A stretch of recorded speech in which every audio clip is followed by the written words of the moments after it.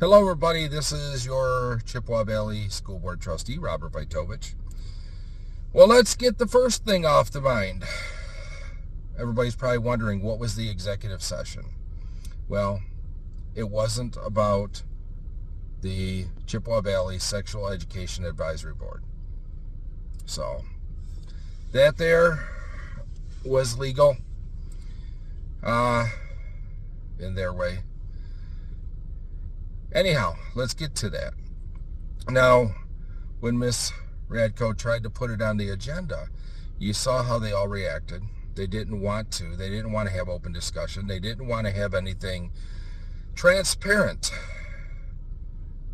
And from what I'm understanding, now, you saw the way they all voted.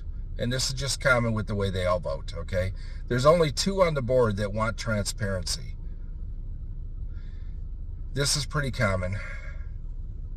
Now, I'm told that the state or the county or whatever has gotten involved with a complaint about this stuff. So I'm assuming there's laws being broken, which doesn't surprise me.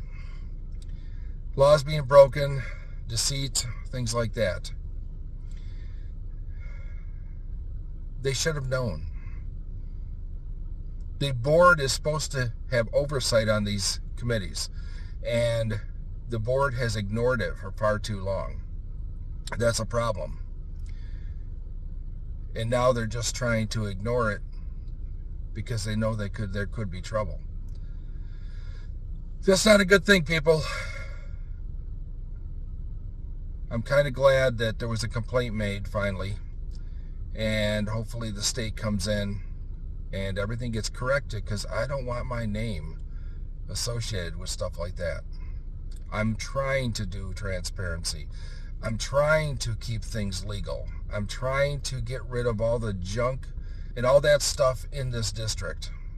They are fighting me every way I can, or they can. As far as the schools tours, I did make a comment about that. They didn't seem to like it, but it's the truth. They won't let me in there the way I need to get in there just to see what everybody's talking about. We had one parent that commented on the numbers, and every time there's a negative number, they always say, well, those numbers aren't right, even though they come from the state. They come from the county, they come from the state. They always deny those numbers are right, but their numbers are, those numbers are wrong, but their numbers are right. It said something to the effect that there was 3,000 students that were losing to other districts or other forms of schooling, and we're only bringing in 1,700 from school of choice. Now, I do know that just a couple years ago, we were at over 15,000 students, and now we're close to 13,000, just in a couple of years. That's not attrition. I know attrition. That is not attrition, which means families moving out, not enough young kids moving in, things like that, for those that don't understand that. We need to get this figured out. Our kids are suffering. Next thing is the buses. They've came up a couple times. As I had said from the beginning, these buses are not going to work. Now they're talking about the money that it could take to get the electricity into our property to be able to charge these buses, because we still can't charge them.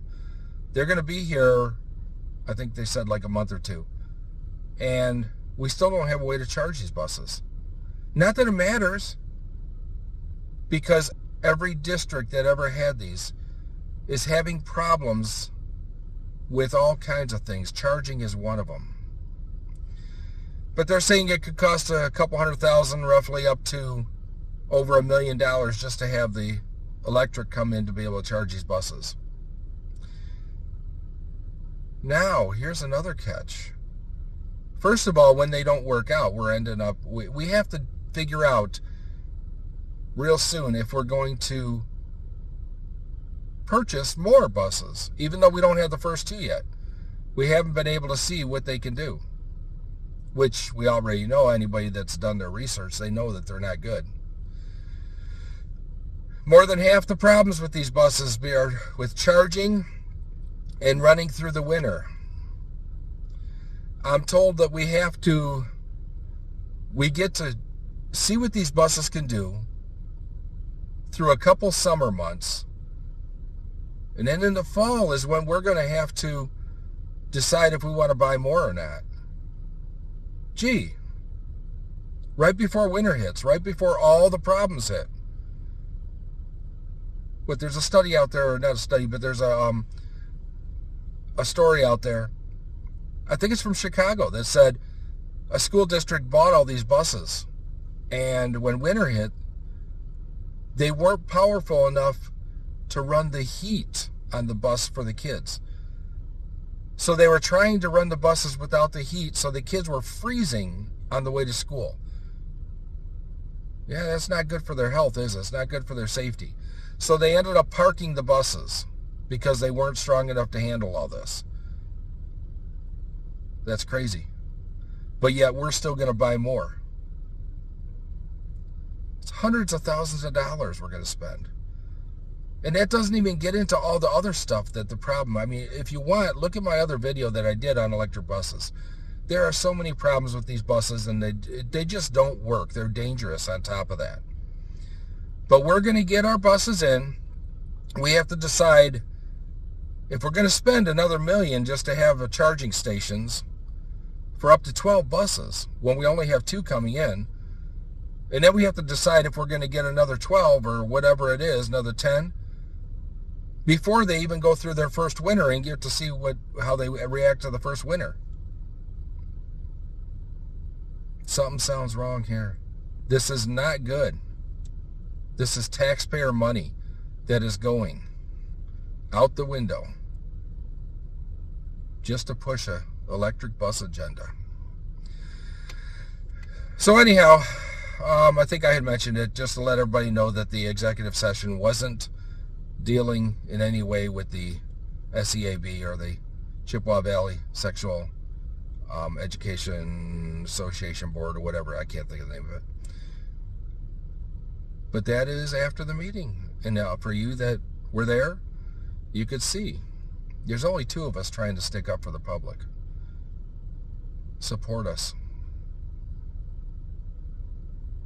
Anybody sees me out there, please stop and say hello. I'd love to hear what you have to say. And just remember, a college degree does not make you intelligent. Good evening, everybody.